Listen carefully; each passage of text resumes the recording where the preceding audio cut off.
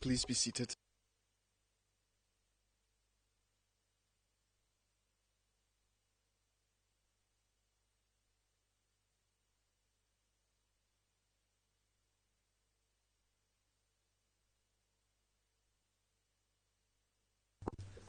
Please.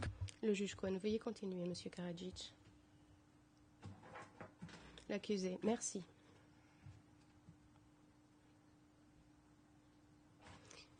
En fait, à ce rythme, je ne pourrais pas dire tout ce que j'aurais aimé dire. Je dois d'abord identifier les références pour qu'elles soient consignées au compte-rendu. Je l'ai fait, donc nous pouvons avancer. Mais je dois dire que je vais devoir condenser mon exposé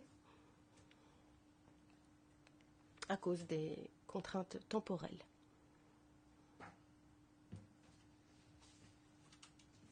Néanmoins, je désire être précis pour les références.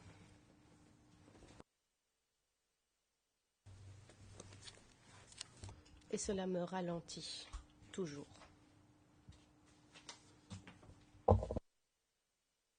Le général Fraser a également déposé. Cela se retrouve à la page 8034 du compte-rendu.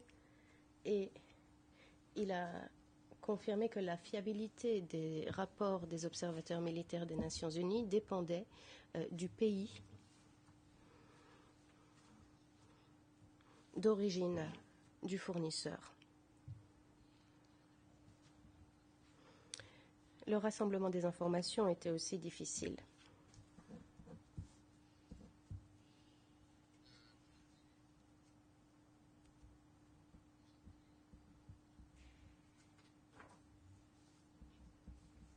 À la page 8033,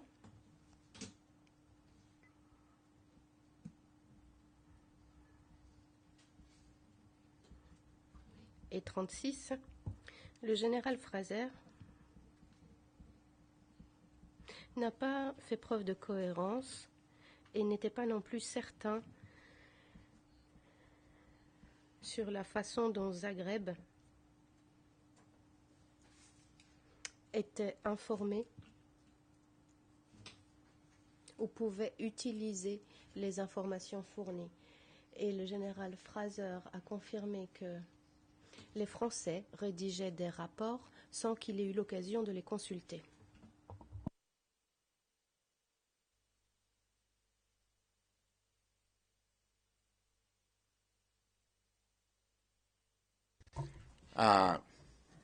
General Wilson je na stranica... Le général Wilson, aux pages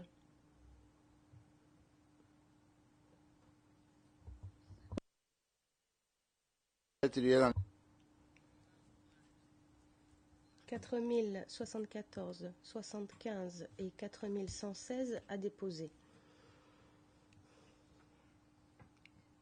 Il a déclaré qu'il ne disposait pas d'informations sur les forces d'infanterie des parties belligérantes, mais qu'il supposait que l'armée musulmane était plus nombreuse en termes de troupes.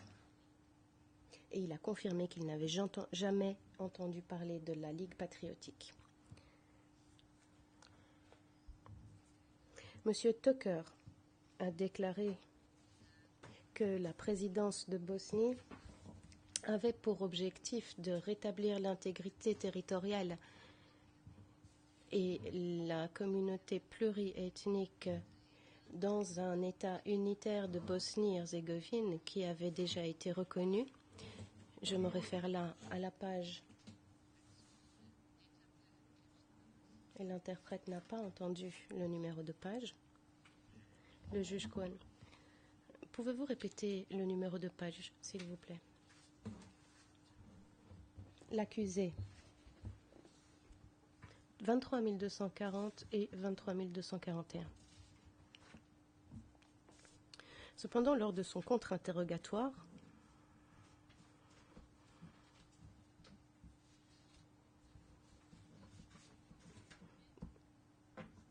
23 276 et suivante, il a admis qu'il avait obtenu ces informations lorsque le procureur lui avait montré des documents des Serbes de Bosnie et de l'armée. Et il a avoué qu'à l'époque, il n'avait pas d'informations de première main, ce qui atténue sa déposition, qui n'est qu'une simple présentation de ses conclusions personnelles ou de ce qu'il pensait. Et récemment, dans l'affaire Mladic, la Chambre de première instance a averti à plusieurs reprises l'équipe de la défense du fait qu'elle ne devait pas poser des questions aux témoins qu'elle citait à la barre lorsque ces réponses incluaient les croyances, les pensées de ces témoins. Cela a eu lieu à plusieurs reprises. Et en l'espèce, l'accusation fonde tout ce qu'elle a sur des croyances, des avis de témoins, en particulier des témoins étrangers qui n'ont pas été cités à la barre comme témoins experts, mais qui sont des témoins de fait. Et leurs déclarations ne sont que le reflet de leur propre conviction. Monsieur Banbury, qui a fréquemment été cité aux pages 13 369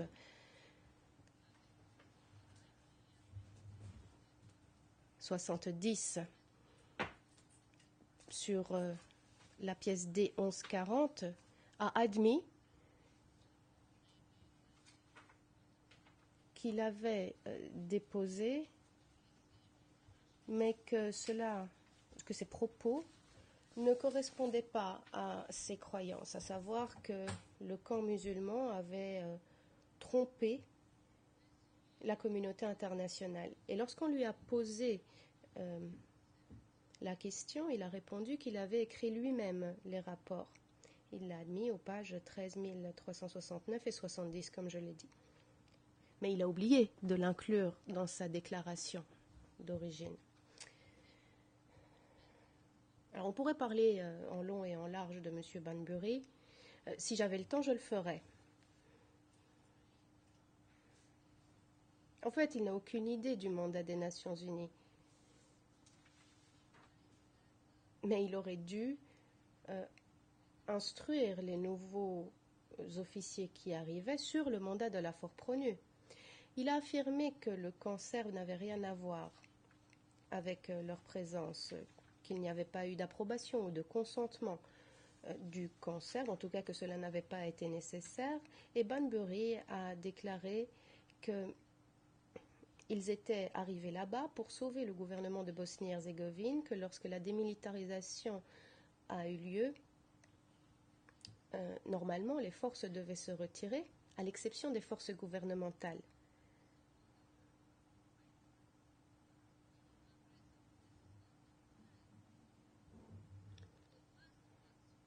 Mais comment peuvent-ils évaluer les actions des Serbes alors qu'ils ont toujours pensé que le gouvernement, le soi-disant gouvernement, avait toujours raison et que les Serbes étaient les agresseurs? Voilà ce qu'il en est.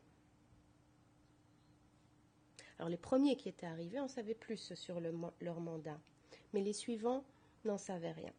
Harland, encore un autre exemple, déclare aux pages 2058 à 60 qu'il était les yeux et les oreilles politiques des dirigeants de la Force-Pronu, qui se concentraient plus sur les questions politiques que militaires. Il a avoué lui-même qu'il n'avait pas d'instruction militaire, à proprement parler. Mais il a donné des propos sur des questions militaires imminentes, même s'il n'était pas chargé de cela, il n'avait pas qualification pour le faire, il n'était pas compétent. Ses sources d'informations sur les questions militaires ne se fondaient que sur la présence des personnes avec qui il a discuté. Donc, il a entendu ce que les officiers, qui sont des experts, qui sont des professionnels, ont déclaré sur certaines questions militaires, et puis il est venu déposer à ce sujet. Par exemple, il n'a jamais échangé un seul mot avec moi. Lors de réunions, il s'asseyait à l'arrière de la salle, il prenait des notes, mais il parle de mes avis politiques, de mes objectifs, du territoire que je réclamais pour les Serbes de Bosnie. Mais en fait, il n'avait aucune connaissance du sujet, parce que lors des conférences de paix, il n'était pas là. Seuls Akashi et Kutiyero et Owen peuvent témoigner de cela.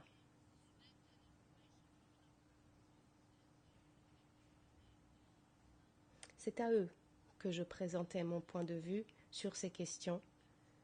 C'est eux qui recevaient mes demandes. Et l'accusation utilise Bunbury et Harland pour reprendre des points de vue qu'en fait ils ne connaissent pas du tout. Et sur des choses que je n'ai jamais déclarées. Des informations ont été réunies de plusieurs sources, notamment les observateurs militaires des Nations Unies, mais tout cela a été remis en question par les commandants des Nations Unies, Général Rose, notamment, et Bricmont, je pense aussi.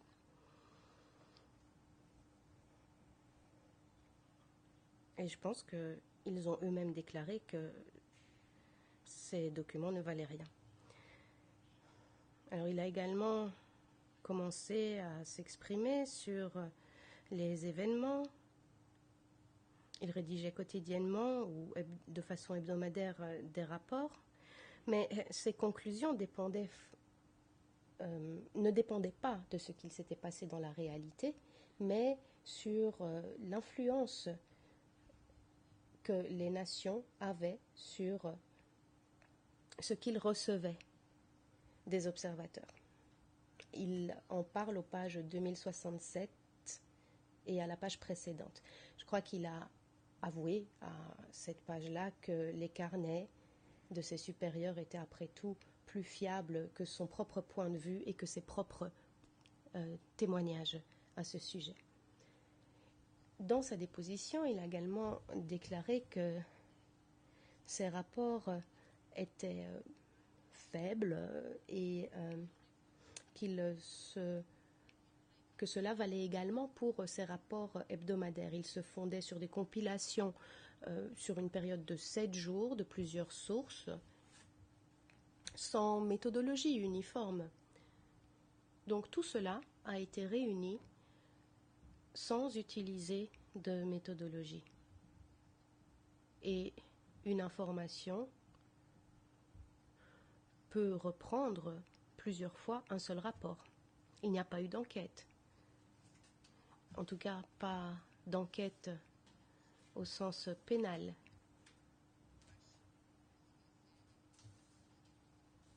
Et la déposition de M. Harland est encore amoindrie et moins utile parce que dans ses rapports, il a fait montre, et cela est patent, de partialité. Comme il l'a dit, il était là pour défendre le gouvernement et les mesures et les accords ne s'appliquaient pas aux forces gouvernementales. Je cite là la page 2066 et sa déclaration compilée, paragraphes 31 à 33. Po Sarajevu. Alors, la partie la plus bancale de sa théorie de bombardement de Sarajevo consistait à dire qu'il n'y avait pas d'objectif militaire et ces déclarations qui ne tiennent pas la route ne se fondent pas sur une seule enquête. pas même sur des connaissances de base sur les cibles militaires légitimes et la façon dont les forces à Sarajevo étaient disposées, en particulier celle du premier corps, qui était surnuméraire aux forces du SRK, 3 fois plus nombreuses d'ailleurs. Harland a admis qu'il n'avait que quelques connaissances générales.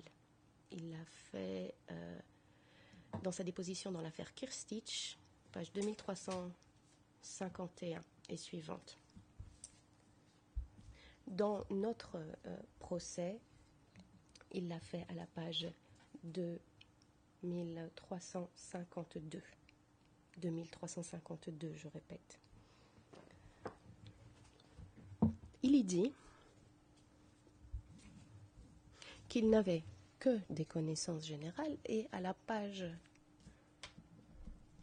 2304, il a même admis, et je vais lire sa phrase en anglais,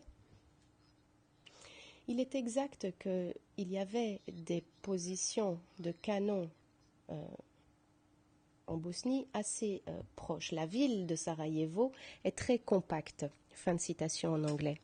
Et une même déposition a été donnée par le général Djambasovic, à savoir qu'ils ne pouvaient pas retirer leurs pièces d'artillerie des zones résidentielles parce que la ville était assez petite et qu'ils auraient pu accepter la démilitarisation, qu'il n'y aurait pas eu de problème du tout. Il a ajouté que cela aurait suffi s'ils n'avaient pas tiré, ouvert le feu, que rien ne se serait passé dans ce cas-là. Corwen, un autre représentant des Nations Unies, a été menacé. Il a reçu des menaces de mort, car ses rapports reflétaient, ou il rédigeait ses rapports en solo. Je cite là la pièce D 11069. Mais c'était les musulmans qui proféraient ces menaces parce qu'ils n'étaient pas satisfaits de ces rapports. Lorsque nous rappelons que le général Morillon avait expliqué pourquoi il n'avait pas fait de rapport sur les crimes des musulmans, il a dit, et je cite, « Nous devons vivre ici ». Pièce D 717, le protocole d'accord entre la Force-Pronu et la Republika Srpska sur la zone d'exclusion totale, D 717. Cette pièce confirme le droit du camp serbe à utiliser ses armes lorsqu'il est attaqué. Van Linden, un journaliste, a témoigné aussi, et à la page 2422, il a déclaré qu'il était possible que l'armée de Bosnie-Herzégovine avait des positions de terroristes isolées dans le Holiday Inn, dans des bâtiments gouvernementaux et au musée.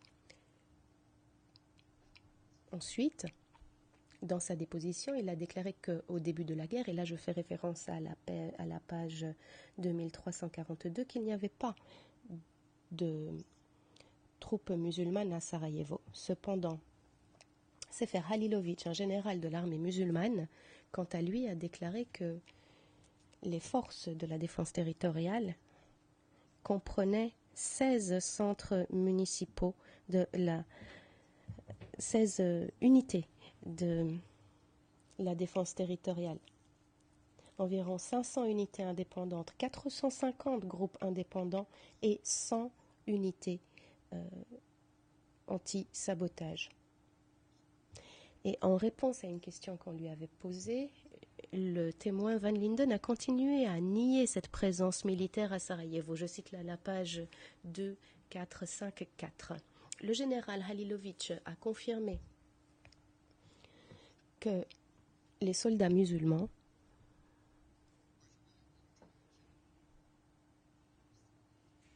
portaient des vêtements civils.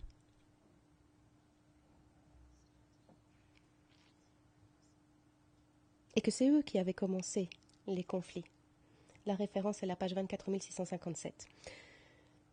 Van Linden à la page 2462, a déclaré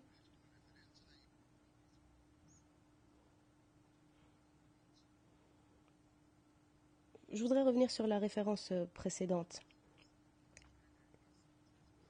Tout d'abord, le général Halilovic, lorsqu'il avait confirmé que ces soldats portaient des vêtements civils et qu'ils avaient commencé les attaques, eh bien cette référence-là était la référence 24 657. Il manquait un chiffre.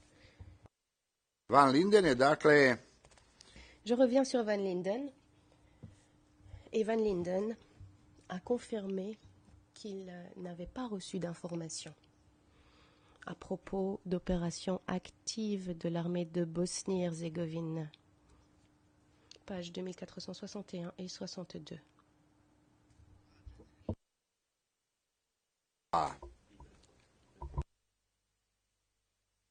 Io 2461 à 2462.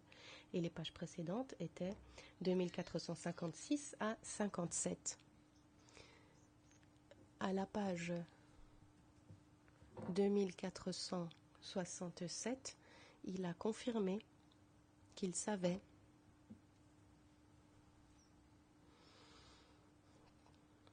que les troupes étaient 2 fois plus nombreuses du côté musulman. À la page 2461, il a déclaré qu'il n'avait jamais vu un char à Sarajevo, et je précise sous contrôle musulman. Aux pages 2472 à 73, Van Linden a convenu que d'un point de vue général, il y avait des cibles légitimes dans la ville, située sur la colline de Houm, du moins. Van Linden, à la page 2473 et à la page 2474, a confirmé que les bâtiments de l'UNIS, les bâtiments gouvernementaux, Tresca, etc., avaient été utilisés à des fins militaires.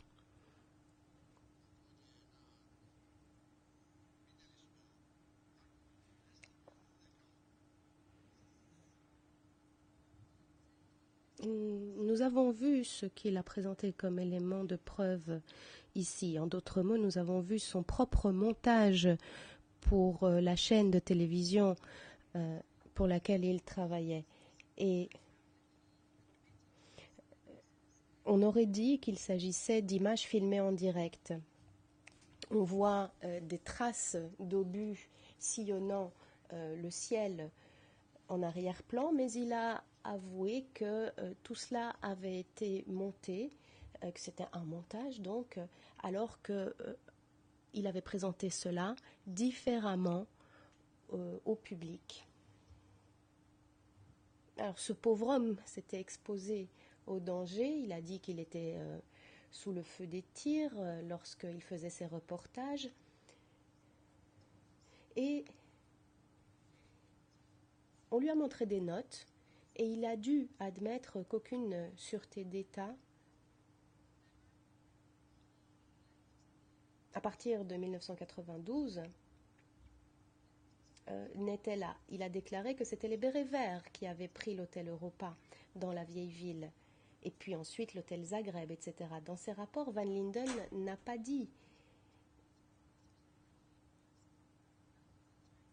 qui tirait sur qui. Cependant, il a laissé entendre que c'était les Serbes qui tiraient sur la ville, et c'est l'impression qu'il voulait donner, même s'il y avait des tirs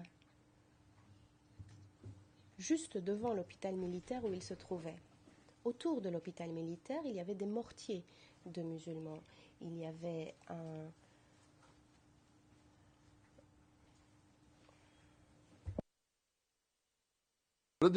un obusier au-dessus de l'hôpital militaire. Il n'en a pas parlé et il l'a confirmé à la page 2494. Il n'a pas dit qui tirait sur qui, mais le contexte suggère clairement que c'était les Serbes sauvages qui tiraient sur Sarajevo. Aux pages 2501 et 2512, il a confirmé que les bérets verts qu'avait logé Van Linden dans un hôtel ou dans plusieurs hôtels.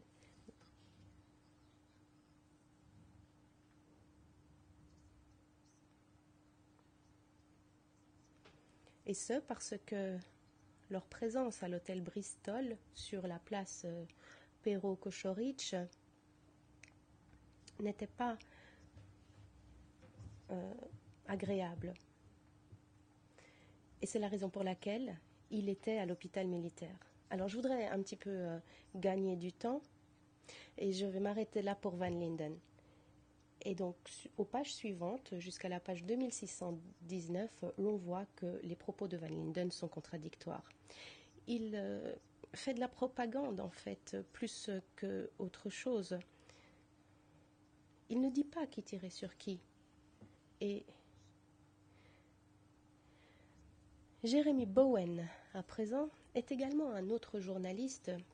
Il a déclaré que les tireurs d'élite étaient probablement serbes, qu'ils avaient tiré sur un autocar, que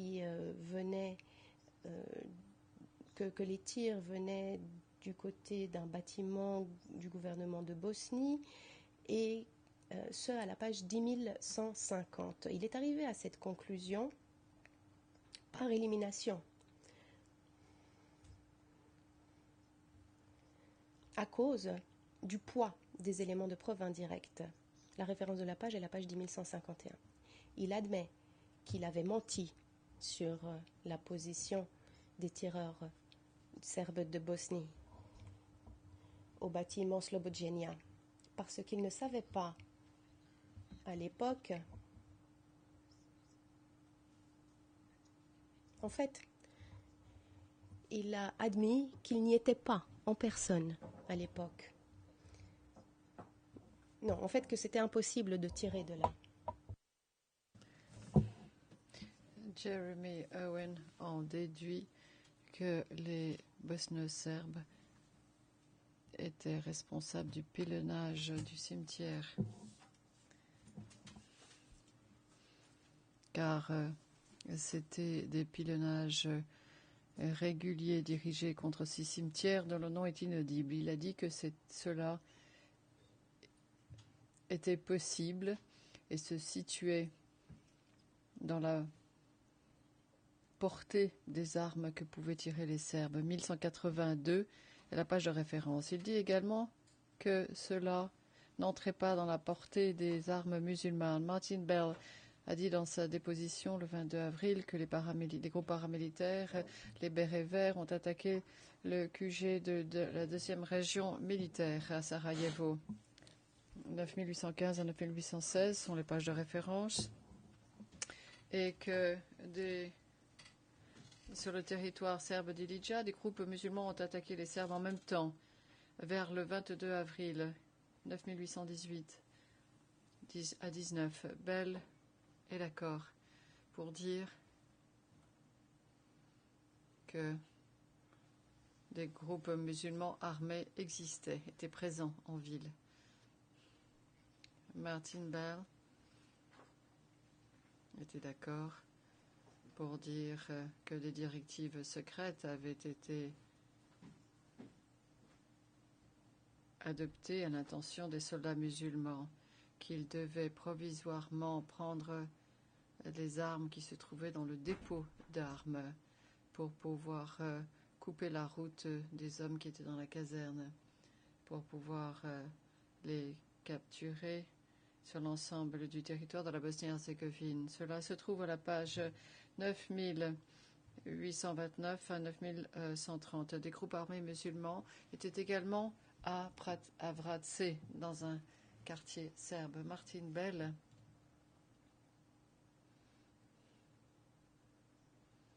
savait que les musulmans étaient très habiles lorsqu'il s'agissait de dissimuler leurs armes. C'était des armes des Nations Unies. Quelquefois, ils tombaient sur des mortiers ou ils voyaient des mortiers. Et c'était une question très sensible sur le terrain. La page de référence, c'est le 9863. Et il a dit que des journalistes ont vu ceci de leurs propres yeux. Ils ont vu ces tirs de mortier. Et dans le cas où ils l'avaient inclus dans leur reportage, ils en auraient subi les conséquences. Les forces musulmanes disposaient d'armes lourdes à Sarajevo et à l'extérieur de Sarajevo. Les forces musulmanes, non, je veux parler des forces serbes, se sont affrontés sur 2 fronts avec les forces musulmanes. 9864. Il a confirmé que Moimilo est une élévation dominante, 9865, entre les mains des musulmans. Il a confirmé que les forces de la présidence ont découvert quelle était l'ampleur de cette opération musulmane qui comprenait environ 500 sections indépendantes et escouades qui avaient été dissimulées des médias et des Nations Unies.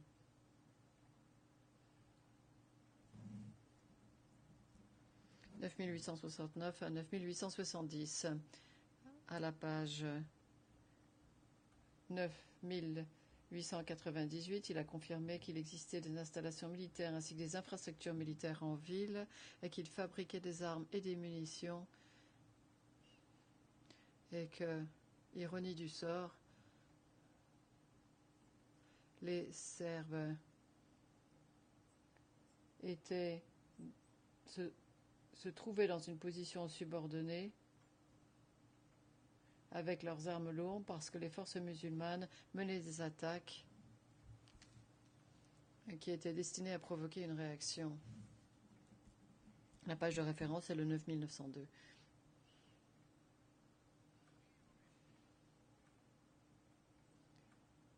Toutes ces informations qui sont objectives et qui sont favorables à la défense n'ont été entendues que lors du contre-interrogatoire. L'accusation n'a pas fait d'effort et ne s'est pas intéressée à dépeindre l'ensemble du tableau pour les juges de la Chambre. Ils n'ont dépeint qu'une partie de la situation, ce qui était au détriment des Serbes. Ceci n'est pas illustré dans leur rapport non plus. Les sociétés des médias, par exemple, même s'il y avait quelques indications qui permettaient de comprendre qu'il y avait eu des coupures au niveau de leur reportage et qu'il y avait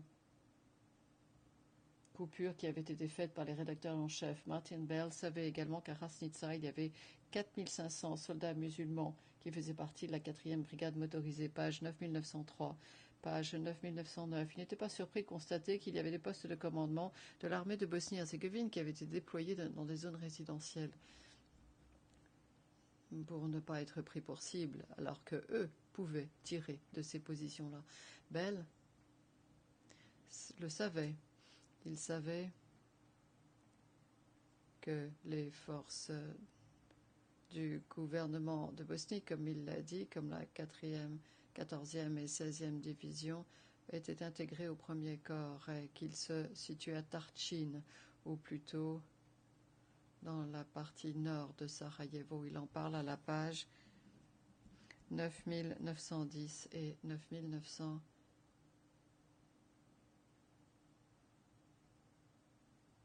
Non, 9910 à 9912.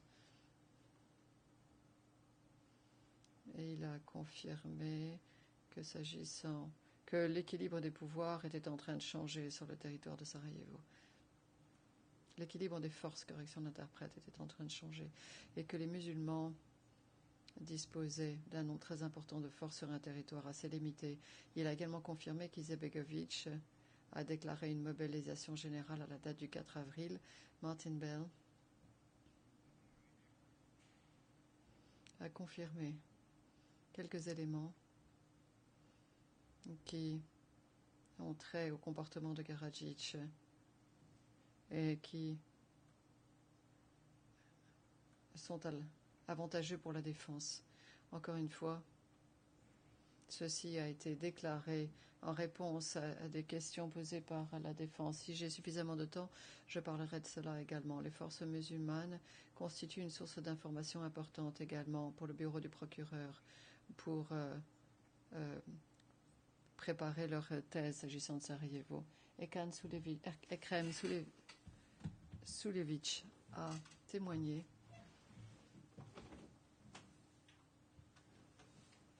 et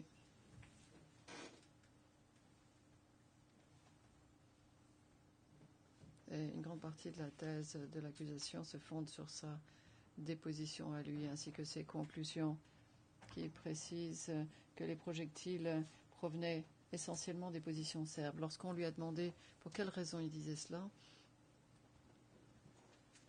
s'agissant des obus qui venaient de la partie serbe, il a simplement dit que l'armée de Bosnie-Herzégovine n'allait pas tirer sur son propre peuple. Donc, cela n'aurait pas été possible. Et cela ne pouvait pas leur être attribué, à savoir qu'ils tiraient sur leur propre peuple. 5788 est la page de référence au 290, page de référence où il a déterminé quelle était la provenance du tir en se fondant sur cette analogie, à savoir cette déduction que la partie musulmane n'allait pas tirer sur son propre peuple.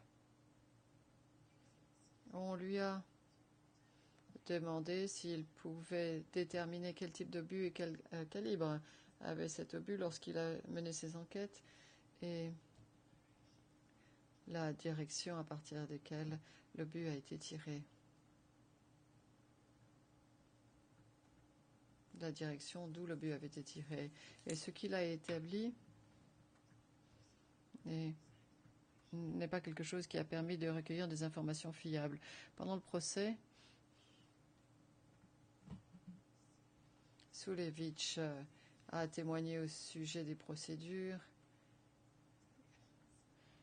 Il a participé aux enquêtes. Les procédures appliquées lors de ces enquêtes. Correction de l'interprète, page 7541 à 7742.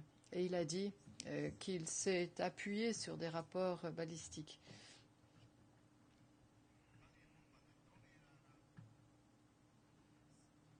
Et pour ce qui est de savoir si une bombe a explosé ou non, à la page 5744, et la vitesse du projectile et autres éléments d'information ont été intégrés à ces rapports. Le témoin a fondé ses conclusions sur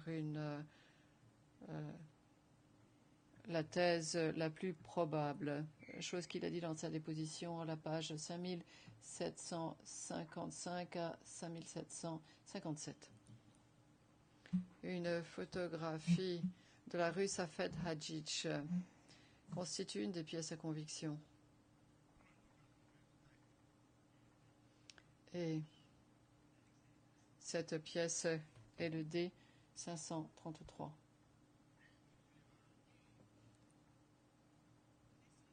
Cette photographie n'est une illustration ni de l'impact ni des dégâts provoqués. Il n'y a aucune trace de détonation, d'explosion. Page 5790 à 5797 et un peu plus loin, aux pages 6151 et suivantes, le témoin affirme que des projectiles venaient du côté de l'agresseur, à savoir la partie serbe, sans qu'aucun effort ait été déployé pour en déterminer l'origine. Et personne n'a essayé de savoir à quelle proximité de la ligne de confrontation cela se trouvait. Mais il n'a pas écarté la possibilité que l'obus aurait pu provenir des positions musulmanes. Des informations vitales comme l'angle de chute et l'emplacement exact ne figurent absolument pas dans ces rapports. Des irrégularités concernant les fragments sont omniprésentes et, pour l'essentiel, ne relèvent pas du champ de son étude ou de ses enquêtes. Et le témoin n'a fourni aucune autre explication à cet égard, page 6180 à 6195 et 6206. Il n'y a aucun rapport sur les fragments. Rien ne laisse entendre qu'une enquête a été menée au sujet des fragments ou que ces derniers ont été analysés. Page 5723, 5724, 5733, 5739, 5746 et 5747. Le témoin a dit dans sa déposition qu'il n'était pas expert en balistique. Et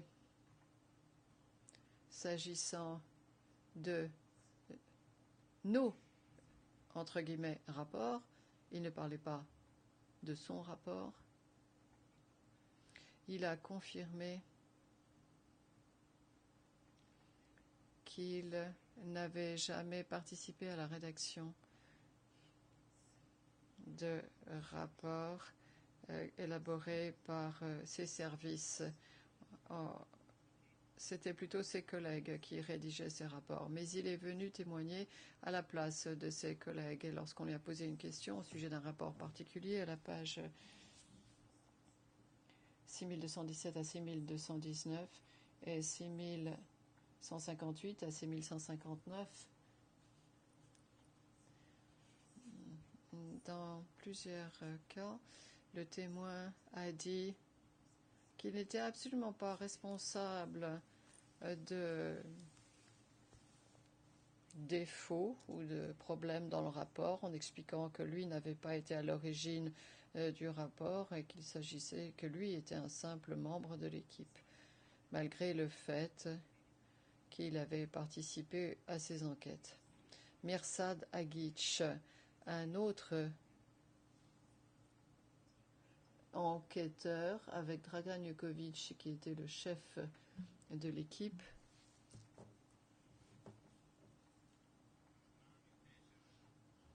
à la page du compte-rendu d'audience 7752.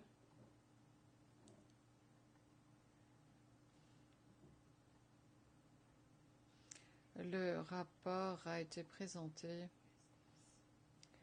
sans rapport balistique. Et Mirza Abitsa a confirmé que les éléments contenus dans le rapport n'étaient pas fiables. En outre, les enquêtes n'ont pas permis de déterminer l'emplacement exact de l'origine du tir ou de la distance.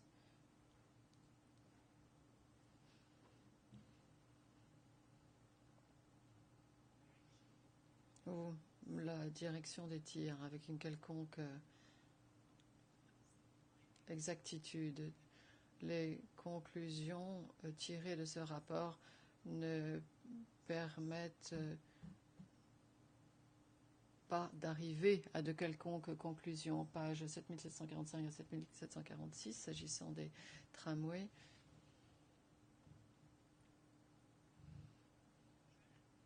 Le tramway a été remis dans sa position initiale, à l'endroit où il avait été touché, d'après le témoin, pour pouvoir déterminer à quel endroit le projectile est entré en contact avec le tram. Le témoin a dit que c'était essentiel et que cela pouvait donner une impression tout à fait différente de l'événement en question. Il s'agit de l'événement F14 à la page 7887. Ces les services d'enquête de la police judiciaire n'ont pas pu déterminer d'où venaient les tirs tirés à partir d'une arme automatique du côté serbe, sans consulter les rapports balistiques. Mais cependant, c'est exactement ce qu'ils ont fait. Ils ont tiré des conclusions sans analyser les rapports balistiques. En outre, parce que le tramway ne se trouvait pas dans sa position initiale, lorsque le tram a été touché, ils n'ont pas déterminé l'emplacement exact du dit tram. C'est ce qu'il dit à la page 7889. S'agissant de l'événement sur la rue Levinska, Sablitsa était d'accord pour dire, et ceci n'est pas quelque chose qui est abordé dans ce procès,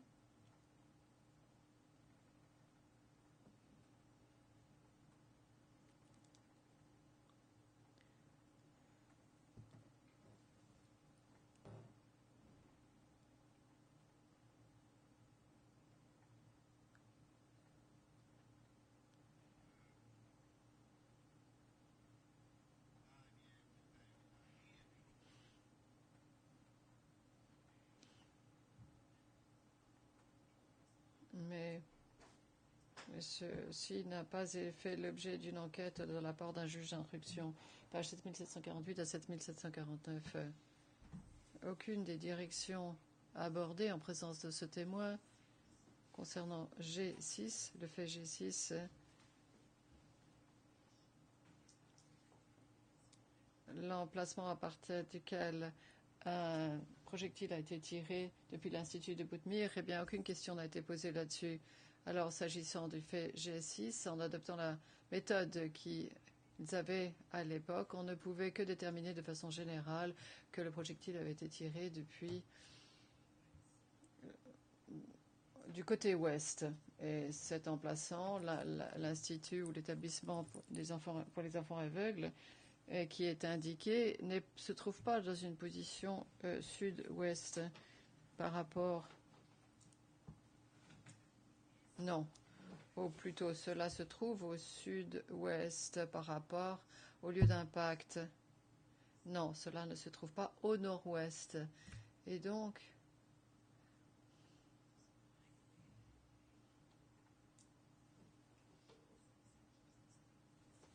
il y a une forte probabilité pour que le projectile provienne des maisons d'étudiants, pages 7808 et 7809. Alors pour ce qui est de G9, la direction des tirs a été déterminée lors de l'enquête, mais l'angle de chute n'a pas été déterminé. Mirza Slabica, on lui a demandé de ne pas enquêter, malgré la nécessité qu'il y avait d'avoir une conclusion balistique. Cela se trouve à la page 7915. Slabica prétend également aux pages 7752, 7053, 7762 à 7766, à 7106, correction de l'interprète, qu'il n'était absolument pas, ou qu'il ne savait absolument pas que son chef d'équipe n'avait pas permis à la Forprenue d'accéder à ce lieu et que, sans la connaissance de ce témoin, il a présenté son rapport le jour même. Et ce rapport n'incluait pas les conclusions de Mirza Savica. Cela se trouve à la page 7752 et 53 et 7762 et 7106. Les rapports balistiques révèlent que l'azimut se trouvait au sud-est plutôt que, correction, au nord-est plutôt qu'au nord. Et et qu'il ne s'agissait pas d'une pratique communément établie d'après ce témoin. Et donc, il a essayé de faire porter la responsabilité aux membres de la police scientifique qui, d'après lui, avaient commis une erreur. Cela se trouve à la page 7763 et 7764. À la page du compte-rendu d'audience T 8224.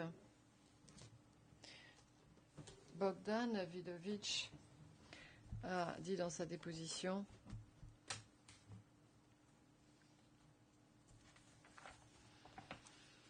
que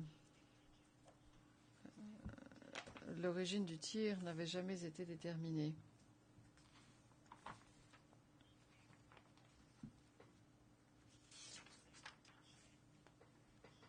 À l'exception d'une origine définie de façon assez générale. L'angle de chute était quelque chose que l'on pouvait déterminer, mais cela n'a pas été déterminé, ceci n'a pas été inclus dans le rapport. S'agissant du fait F8, ce témoin Bogdan Vidovitch n'a aucune idée de l'emplacement d'où provenait le tir. Et l'enquête n'a révélé qu'une direction générale à partir de laquelle ou d'où aurait pu provenir ce tir. On a supposé que cela venait du côté bosno-serbe et sur la base de cette hypothèse, ils ont déterminé la trajectoire du projectile plutôt que de déterminer tout d'abord la trajectoire et ensuite le reste. Cela se trouve à la page 1874 à 1876 et 8191. Alors, s'agissant de la distance entre cet endroit et la ligne de confrontation, Vidovitch a dit qu'il ne savait rien au sujet de ce secteur-là et qu'il ne pouvait que se livrer à des conjectures. Mais malgré cela, malgré le fait qu'il n'avait qu'une connaissance générale de l'origine du tir ou de la direction du projectile, son rapport déclare néanmoins quelle est la partie qui est responsable de cela. Dans un des événements cités, une photographie qui a été versée au dossier comme un élément de preuve révèle à quel endroit la balle a touché le tramway et est tombée sur le siège. D'après la hauteur et d'après l'angle de la trajectoire du projectile, eh bien, je dois dire que ces indices ou éléments n'ont pas été pris en compte. Ce qui a été établi à la page 8193. L'enquête n'a pas permis d'établir si les tirs étaient accidentels ou délibérés. Et au cours de sa déposition, le témoin n'a pas écarté cette possibilité non plus, à savoir qu'il aurait pu s'agir d'un tir accidentel. À la page 8193 à 8796, il a été établi que des traces ont été retrouvées au niveau du tramway et qu'on a retrouvé des douilles dans le tram, mais le témoin ne savait pas quelle partie utilisait quel type de balle. Cela se trouve à la page 8196. Monsieur Karadzic, peut-il répéter le numéro de l'événement, s'il vous plaît, ou du fait? Monsieur le Président, Monsieur Karadzic, veuillez répéter le numéro, s'il vous plaît.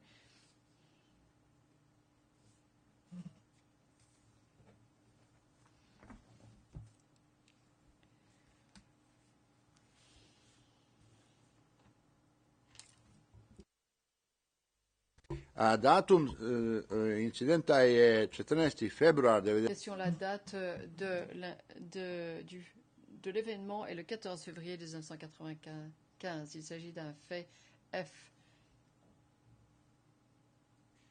Je vais retrouver le numéro.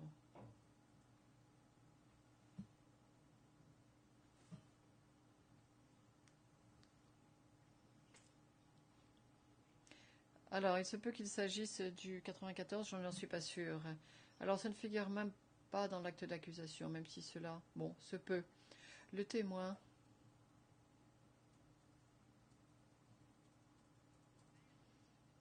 n'a pas déterminé la hauteur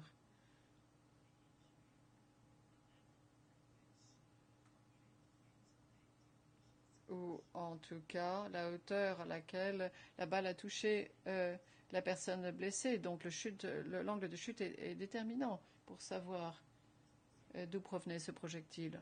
On a pu déterminer la direction, mais le témoin a dit qu'il ne pouvait pas déterminer ou qu'il n'avait pas déterminé l'angle de la balle entrante. Et en conséquence, il n'a pas pu confirmer de telles conclusions. Cela se trouve à la page au numéro 8218.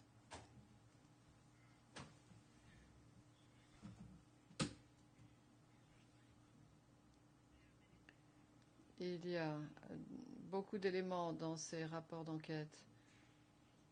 Aucun de ces éléments ne peuvent résister à l'épreuve d'une affaire pénale, en tout cas, ne correspond pas à ces critères. Et ces rapports sont tous des rapports généraux.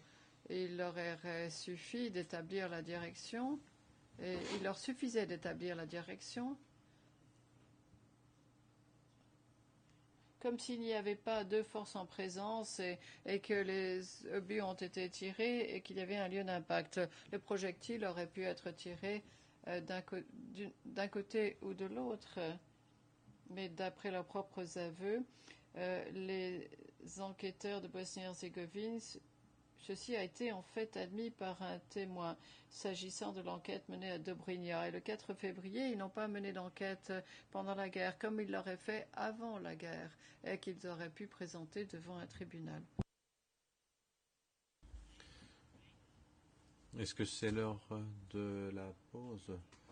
Parce que j'essaye de couper court parce qu'il me reste encore beaucoup de choses à dire.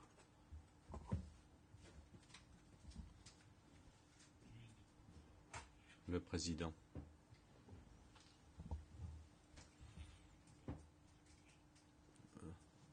Lors du réquisitoire, j'ai posé une question à la défense, à savoir quel est le bâtiment désigné sous le sigle MIS. On en parle au paragraphe 1859, 2281 et 2288. Je vous prierai d'apporter cette réponse après la pause. Réponse, je peux vous donner la réponse immédiatement, Monsieur le Président. C'est un bâtiment rouge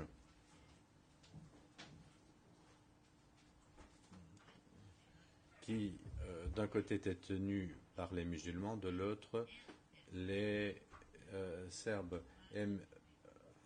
MIS, ça veut dire musulmans et serbes. C'est le bâtiment rouge derrière le bâtiment Metalka, occupé partiellement par les Serbes et partiellement par les musulmans. Dans le document D 2623, il porte la lettre M. Et dans plusieurs autres endroits, il porte la référence MIS, donc musulmans et serbes. Parfait, dit le président. Nous allons faire une pause d'1 heure. Nous reprendrons à 13h40.